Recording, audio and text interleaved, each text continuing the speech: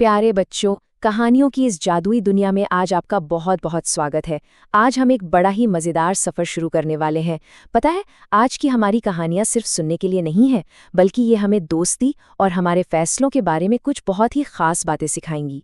तो चलिए, बिना किसी देरी के अपनी आज की इस जादुई यात्रा पर निकलते हैं।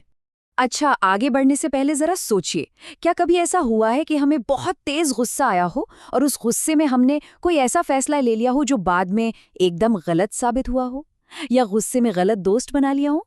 आज की हमारी कहानियां हमें बिल्कुल यही बताने वाली हैं। तो हमारी पहली कहानी का नाम है लालची और क्रोधी मेंढक राजा। एक बहुत ही गहरे कुएं में गंगदत्त नाम का एक मेंढक रहता था। वो मेंढकों का राजा था, लेकिन उसका स्वभाव बड़ा ही झगड़ालू था। वो आसपास के कुओं में रहने वाले दूसरे मेंढक राजाओं से हमेशा लड़ता रहता था, और जब भी कुएं के समझदार मेंढक उसे समझाते या रोकते, तो वो अपने पाले हुए गुंडे मेंढकों से उनकी पिटाई करवा देता था। फिर एक दिन गंगदत्त की एक पड़ोसी राजा से बहुत भयानक लड़ाई हो गई। उसने अपने कुएं में आकर आदेश दिया कि चलो सब मिलकर पड़ोसी कुएं पर हमला करेंगे। लेकिन कुएं के जो बुद्धिमान मेंढक थे ना, उन्होंने साफ मना कर दिया। उन्होंने कहा, हम ये युद्ध बिल्कुल नहीं लड़ेंगे। उनका कहना था कि पड़ोसी मेंढक गिनती में 2 गुने हैं और ज्यादा ताकतवर भी हैं, इसलिए एक बेवकूफी भरे झगड़े के लिए वे अपनी जान खतरे में नहीं डाल सकते। अब ये सुनकर तो गंगदत्त गुस्से से आग बबूला हो गया। उसने मन ही मन ठाना कि मैं एक सांप की मदद से इन गद्दारों को और अपने दुश्मनों को सबक सिखाऊंगा। जरा सोचिए, कितना खतरनाक फैसला। सिर्फ अपना बदला लेने के लिए गंगदत्त एक भयंकर नाग के बिल के पास गया और उससे दोस्ती कर ली। उसने नाग को लालच दिया कि वो उसे गुप्त सुरंगों से ढेर सारे मेढक खाने को देगा। नाग तो बड़ा खुश हुआ। वो चुपचाप उन गुप्त सुरंगों में आकर बैठ गया। गंगदत्त के कहने पर नाग ने सबसे पहले सभी दुश्मन मेंढकों को चट कर लिया। जब दुश्मन खत्म हो गए, तो नाग बोला कि मुझे और भूख लगी है। गंगदत्त ने गुस्से में अंधे होकर अपने ही कुएं के बुद्धिमान मेंढकों को खाने के लिए कह दिया। फिर धीरे धीरे आम मेंढकों की बारी आई, और अंत में नाग ने गंगदत्त के परिवार और दोस्तों को भी नहीं छोड़ा। सच है ना, जब हम किसी शिकारी को अपने ही घर बुला लेते हैं तो नुकसान सबका होता है। और जब नाग ने गंगदत्त की पत्नी और बच्चों को भी खा लिया, तो उसने अपना फन फैलाया और फुफकारते हुए कहा, हिस्स, अब खाने के लिए कोई नहीं बचा, अब केवल तुम बचे हो। तब जाकर गंगदत्त को अपनी सबसे बड़ी और भयानक गलती का एहसास हुआ। लेकिन बच्चों, तब तक बहुत बहुत देर हो चुकी थी। तो इस कहानी से हमने क्या सीखा? बदला लेना क्या होता है? बदला यानी जब हम गुस्से में आकर किसी और को चोट पहुंचाने की कोशिश करते हैं, लेकिन अंत में सबसे ज्यादा नुकसान हमारा ही होता है। जो इंसान अपनों से बदला लेने के लिए किसी दुश्मन का साथ लेता है ना, उसका खुद का नुकसान होना पक्का है। गुस्से में लिए गए फैसले हमेशा गलत रास्ते पर ले जाते हैं। खैर, अब आगे बढ़ते हैं अपनी दूसरी कहानी की तरफ। गहरे कुएं से निकलकर अब हम चलेंगे एक बहुत ही खूबसूरत पहाड़ी झील के किनारे। हमारी दूसरी कहानी है घमंडी उल्लू और बुद्धिमान हंस की। पहाड़ की चोटी पर एक ऊंचे देवदार के पेड़ पर एक उल्लू रहता था, और नीचे झील में बहुत ही सुंदर हंस रहते थे। उल्लू हमेशा हंसों की सुंदरता देखकर हैरान रहता था और उनसे दोस्ती करना चाहता था। एक दिन उल्लू पानी पीने के बहाने झील के पास गया। वहां हंसों के राजा हंसराज ने बड़ी ही मीठी आवाज में उसका स्वागत किया। उल्लू ने थोड़ा डरते डरते पानी पीने की इजाजत मांगी, तो हंसराज ने बड़े प्यार से कहा, मित्र, जल तो प्रकृति का वरदान है, इस पर सबका अधिकार है। हंसराज की ये दयालुता उल्लू को बहुत अच्छी लगी, और जल्द ही दोनों गहरे दोस्त बन गए। लेकिन पता है, इन दोनों दोस्तों में एक बहुत बड़ा अंतर था। हंसराज एक सच्चा राजा था, एकदम विनम्र, समझदार और दयालु।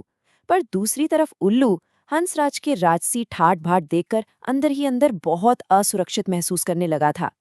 खुद को बड़ा दिखाने के लिए उसने झूठ बोल दिया कि वो भी उल्लुओं का राजा उल्लुकराज है। हंस की सच्ची दोस्ती के बाद भी उल्लू को लगा कि उसे दिखावा करना ही पड़ेगा। अब अपने इस बड़े से झूठ को सच साबित करने के लिए उल्लू ने एक चालाकी भरी तरकीब निकाली। जिस पेड़ पर उल्लू रहता था ना, उसके पास इंसानों का एक किला था, जहां सैनिक रोज परेड करते थे। उल्लू ने सैनिकों की परेड और बिगुल बजने का समय नोट कर लिया और फिर एक दिन वो जिद करके हंसराज को अपने घर मेहमान बनाकर ले आया, ठीक उसी समय जब परेड शुरू होने वाली थी। जैसे ही दोनों दोस्त पेड़ पर बैठे, किले में बिगुल बजने लगा और सैनिकों ने झंडे को सलामी दी।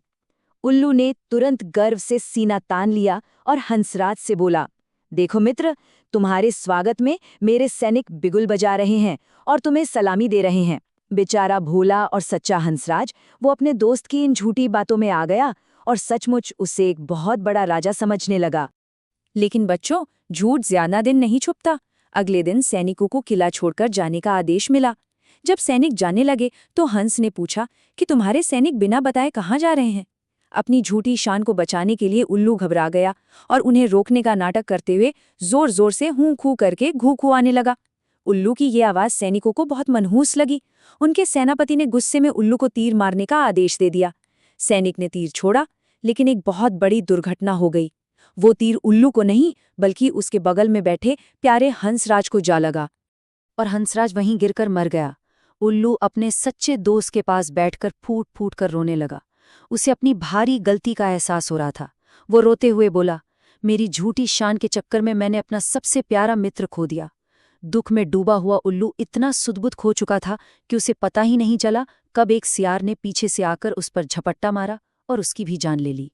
तो देखा आपने, झूठी शान या कहें फॉल्स प्राइड का मतलब है दूसरों के सामने वो बनने का नाटक करना जो हम असल में नहीं हैं। ये दिखावा करना बहुत भारी पड़ सकता है। हम जैसे हैं हमें वैसे ही रहना चाहिए, क्योंकि ईमानदारी और सच्चाई से बड़ा कोई गुण नहीं होता। आज हमने दो बहुत ही अलग लेकिन सीख देने वाली कहानियां सुने। गंगत मेंढक और घमंडी उल्लू की ये कहानियां हमें बहुत कुछ सोचने पर मजबूर करती हैं। तो चलिए अपनी इस जादुई किताब के पन्ने एक बार फिर से पलटते हैं और देखते हैं कि आज हमने क्या क्या अच्छी बातें सीखी, ताकि हम उन्हें हमेशा याद रख सकें।